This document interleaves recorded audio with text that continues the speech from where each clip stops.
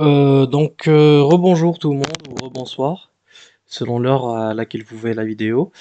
Euh, donc, euh, Troisième et dernier gameplay de la soirée pour moi. Euh, Peut-être que j'en rajouterai en fin de soirée, mais j'ai bien envie de jouer ce soir, ça fait deux trois jours que j'ai pas trop que j'ai pas trop touché au jeu. Euh, donc là, j'affronte Hawks. C'est un avec un joli ratio des deux côtés. On joue une team qui est un petit peu similaire, ou en tout cas qui ressemblerait à ce que je jouerais après le nerf de top. C'est une team que je trouve qui a beaucoup de dégâts, qui est bien flexible. Euh, donc vraiment pareil avec un panda pour l'attaque. J'apprécie vraiment le panda pour l'attaque. C'est un peu ma classe fétiche sur DA. Et bien sûr, il joue un. Bon, on va faire une présentation, ce sera plus rapide. Donc, il joue un sacré ISO avec un panda un peu comme le mien, avec une initiative basse. Un Kra classique comme le mien. Un Roublard avec une Célestine feinte pulsar.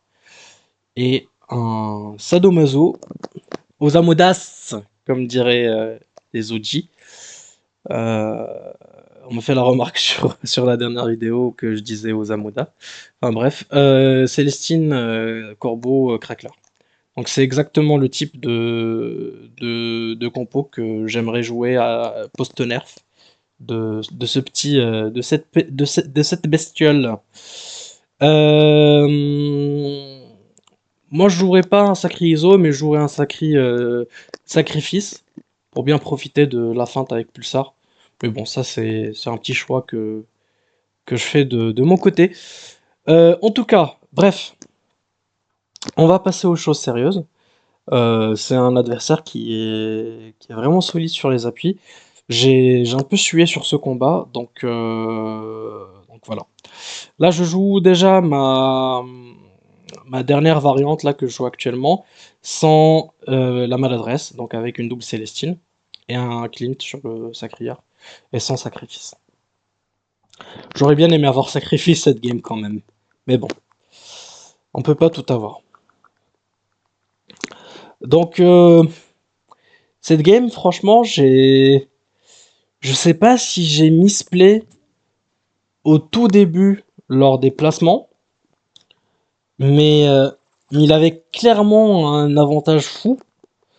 Euh, en fait, En fait, sa team a beaucoup plus de kill pressure que la mienne, ça c'est sûr. Et en plus, la map elle est vraiment bien serrée. Donc le crack il est vraiment meurtrier sur cette map. Le crack m'a tellement fait chier.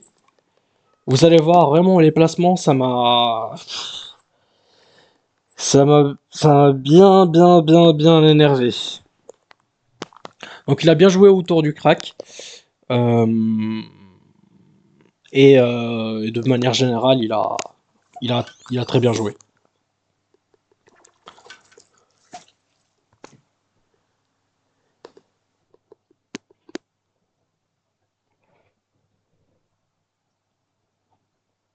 Et je pense que c'est la game la plus, on va dire la plus serrée que j'ai pu avoir.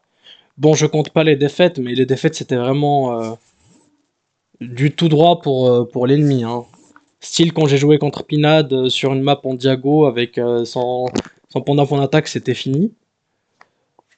Bon, et pareil pour la craque sacrifiée, mais là c'est une autre histoire parce que là on a des compos qui sont assez similaires dans le fond. Bon là j'ai pris la zone. Euh, j'ai pris la zone en sachant que là il y avait la DS Panda. Mais mon objectif c'est de taper un perso qui a la Célestine. Donc comme ça il se fait soigner que par un seul perso et j'ai l'avantage. Là j'ai joué sur la case pique parce que je sais que je peux me transpo back. Sauf que Je dirais pas que j'ai oublié, mais je pensais pas que qu'il allait jouer l'englument aussi rapidement. Moi, je l'aurais joué sur un tour un peu plus clutch, sur son Sacrière. Mais bon. Donc là, c'est sûr que c'est soit je vais perdre 15 HP sur le Panda, soit 15 HP sur le Sacri. Sachant que la DS, Panda va proc maintenant, donc un peu dommage, mon Panda va pas en profiter. Donc je choisis de plutôt taper mon Sacri. Je préfère laisser mon Panda tranquille. Il aura besoin de CHP parce que je le joue de manière assez agressive, mon Panda. Donc là, le combo est placé.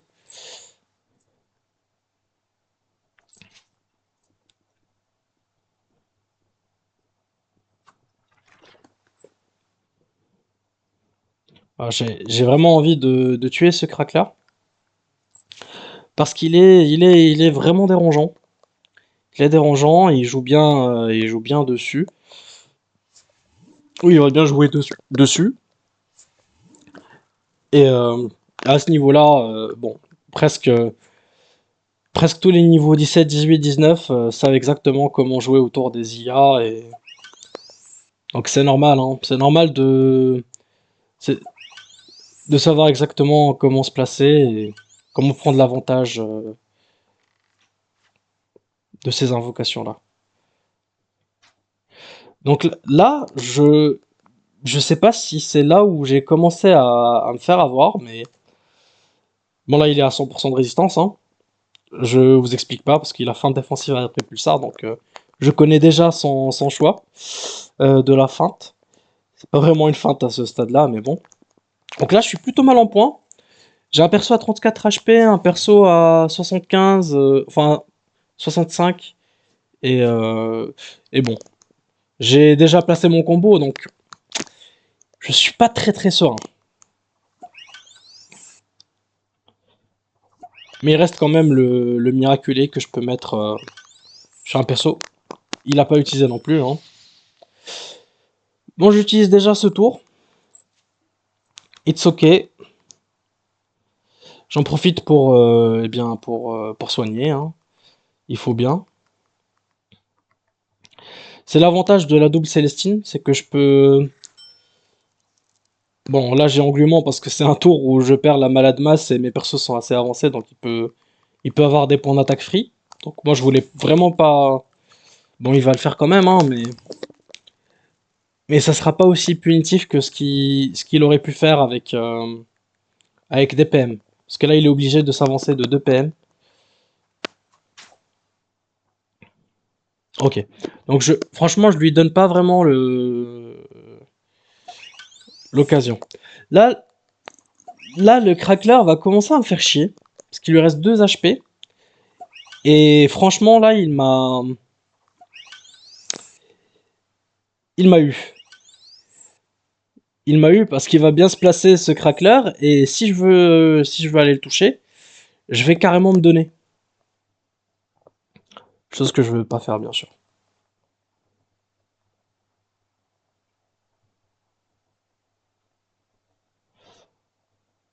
Bon, là, en pensant, là, je revois le tour, je me rappelle exactement de ce qui se passe. J'aurais pu la jouer différemment. Parce que là, j'aurais pu venir là, assaut et transpo mon panda. Et quand même bien amocher ses persos, etc.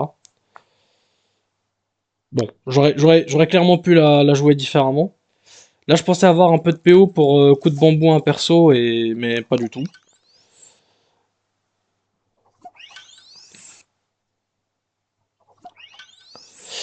J'aurais joué ce tour différemment maintenant. Je l'aurais carrément joué différemment en y repensant. Mais c'est pas grave. J'en profite pour continuer de soigner, soigner, soigner. C'est l'avantage de la double Célestine sur cette compo. C'est fait pour justement pour ce genre de cas de figure. Et ça montre aussi que la maladresse de masse, elle n'est pas forcément non plus punitive contre des gens qui savent jouer autour. Parce que là, en l'occurrence, franchement, mon ennemi, il a rien perdu.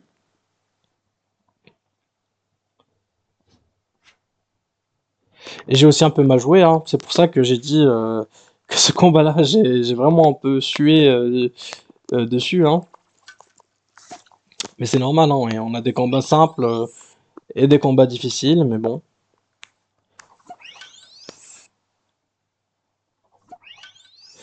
Donc là, c'est vraiment survie. C'est vraiment survie, survie, survie.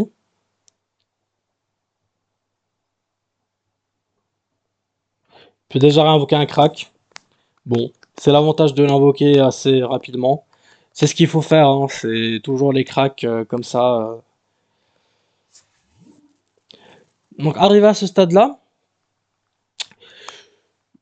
je vous avoue que j'étais un peu désespéré.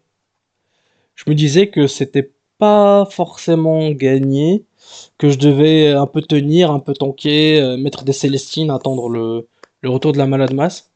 Donc c'est ce que j'essaie de faire, du coup, tout en tuant le crack, parce que bon, ce crack-là, à un moment, faut, faut s'en débarrasser.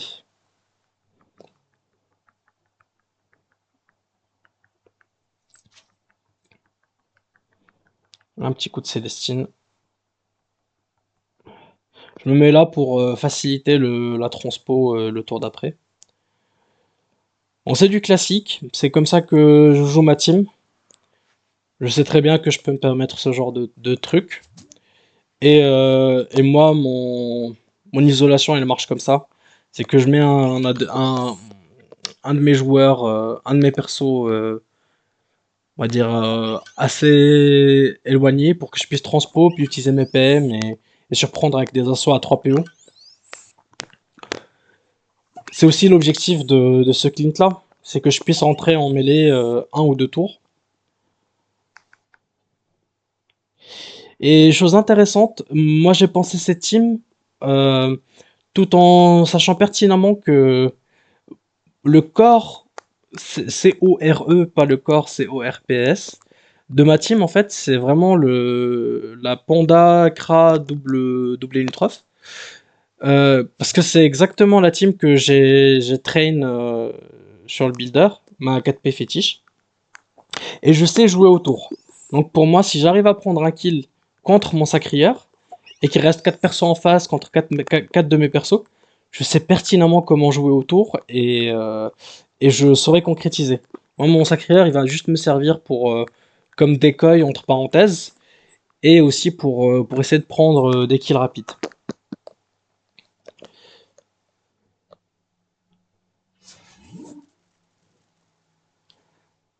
Donc là, clairement, il a pris le centre. C'est vraiment intéressant ce qu'il a fait. Bon, là, on se jauge clairement, hein. Il va pouvoir me mettre de jolis dégâts. Mais en même temps, là, je le mets un peu en confiance. Tout en sachant pertinemment que, eh bien, que je peux facilement le punir. Même si, bon, lui, sa team, elle a clairement beaucoup plus de DPS que moi. Mais bon, une fois que le crackler est mort, mes Elutrov sont beaucoup plus intéressants. Bon, là, je vois une petite fenêtre pour aller prendre voilà, un petit assaut sur cet Osa. Comme je l'ai dit, ce sacreur-là, il va servir pour tanker. Et voilà, j'ai ISO avec les PM de l'accélération. Ça surprend beaucoup l'accélération comme ça, et je pense qu'ils s'y attendaient pas forcément.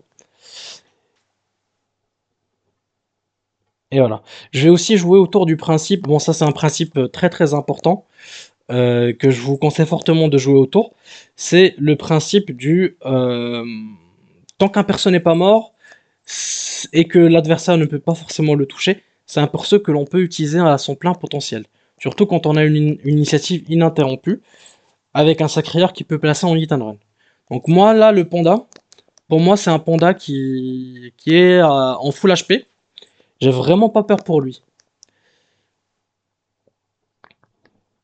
Là voilà, j'ai pris un kill sur un Osa qui est on va dire un personnage central de sa team. Donc c'est un des deux healers.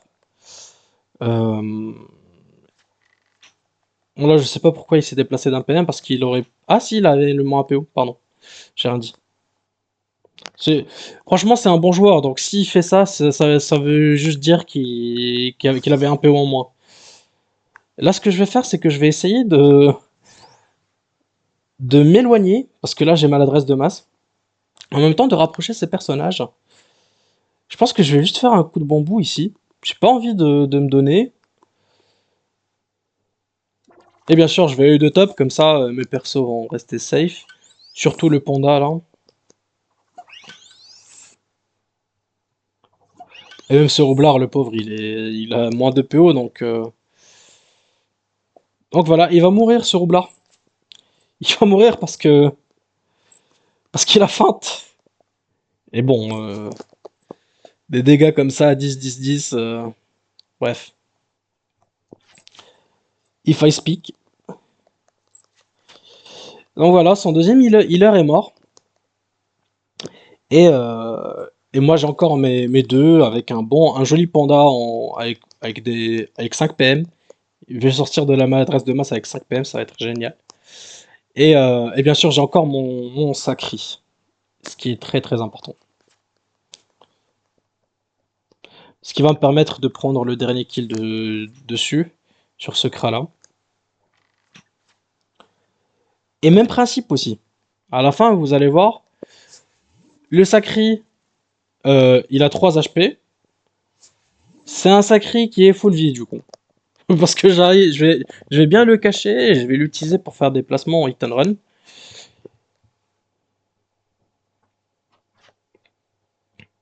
Et je pense que ce principe-là, je l'ai bien entraîné dans mes, entre parenthèses, scrims. Et, euh, et c'est ce qui va faire la différence en fait dans pas mal de match-up. Voilà, sans Kra va mourir. Et bon, là, mes conditions de victoire, elles sont simples. J'ai vraiment envie de. Bon, là, je me suis mis là pour pas me prendre la point d'attaque. Hein. C'est normal, c'est voulu. Ma condition de victoire, elle est simple, c'est de tuer le Sacri, qui représente la dernière menace en mort subite, vu qu'il a l'initiative pour. Euh, donc voilà. Mais je vais pas le faire de suite. Je sais qu'on est au tour 12, que que l'horloge tourne, mais par contre, j'ai pas envie de faire l'erreur de perdre mon Ponda sur un tour vraiment nul. Donc ce que je vais faire, c'est que je vais soigner, je vais prendre le temps de soigner, de bien faire des accélérations, et de la jouer en hit and run. Donc je sais qu'il peut me surprendre, hein, c'est un excellent joueur, il n'y a rien à dire là-dessus. Et donc moi je pense que je fais le bon choix ici à jouer safe, et lui de son côté, je pense qu'il... bon, dès le moment où je le vois, où il abandonne pas la game, ça veut dire que voilà, pertinemment il veut jouer la mort subite. Mais je vais pas lui offrir, bien sûr. Donc là, j'en profite pour mettre des tops. Nerfez ce sort, s'il vous plaît. Non, mais en vrai, je rigole. Qu'il soit nerfé ou pas, ça me ferait vraiment pas du mal.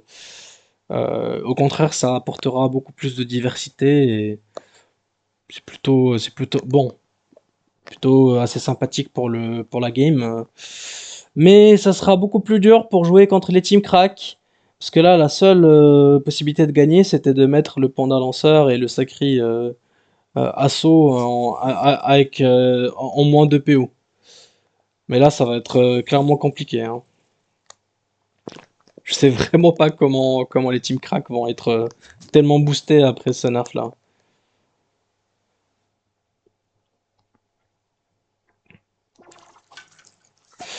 Voilà, donc là j'ai l'avantage aussi de la hauteur, donc j'ai pas de ligne de vue. Enfin, je peux jouer sans ligne de vue, bien sûr.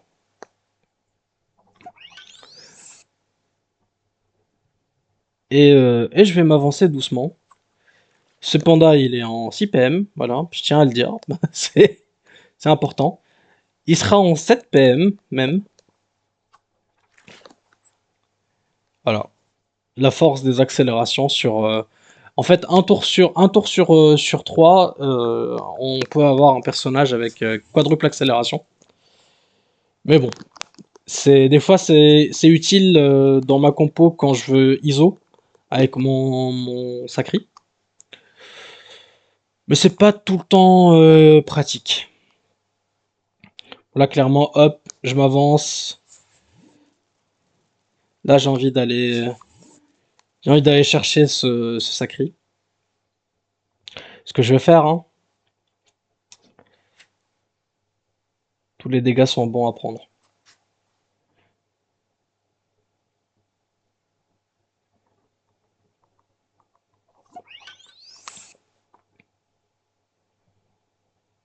Là, je me place comme il faut sur la case PA parce que je sais que le tour d'après, il y a la mort subite. Donc mon Kra sera en 10 PA.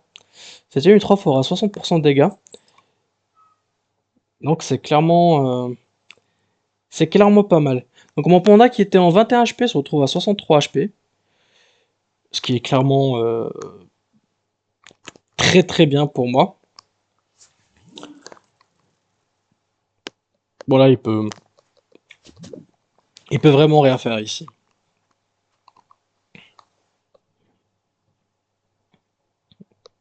En plus il y a la carte moins un peu haut. Compliqué. Il me donne son panda parce qu'il sait très bien que c'est sa seule chance de gagner de laisser le sacré en vie. Enfin, et moi je sais pertinemment que dès que je verrai son sacrière à vue, bah je le focuserai. Ça c'est sûr et certain. Donc œil de lynx, triple magique, classique.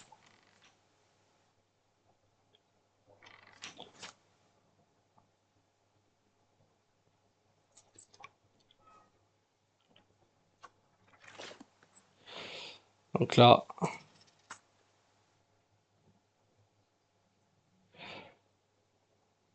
je fais que m'avancer, mais bon là il y a une 3, il aurait pu taper, mais bon j'ai un peu de choc cette fin de game. Parce que là j'avais clairement le kill sur ce panda parce que je tape 19 ennemis sous coup de bambou. Mais bon, ça c'est des petites erreurs qu'il faudrait pas refaire sur des games serrés. Mais là en l'occurrence, au début j'étais tellement focus pour pas perdre de personnage qu'à la fin ce qui comptait pour moi c'était juste d'en finir et puis ça me faisait ni chaud ni froid de perdre un personnage, c'est pas non plus enfin je gagne rien à laisser un personnage comme ça à garder tous les personnages en vie, c'est pas l'objectif.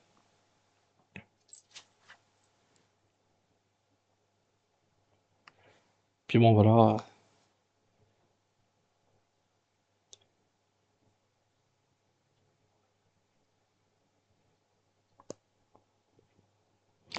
Et il décide de se suicider.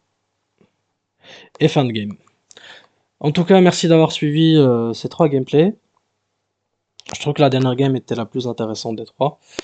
Euh, mais voilà, c'était 3 façons euh, de jouer ma team très très différentes.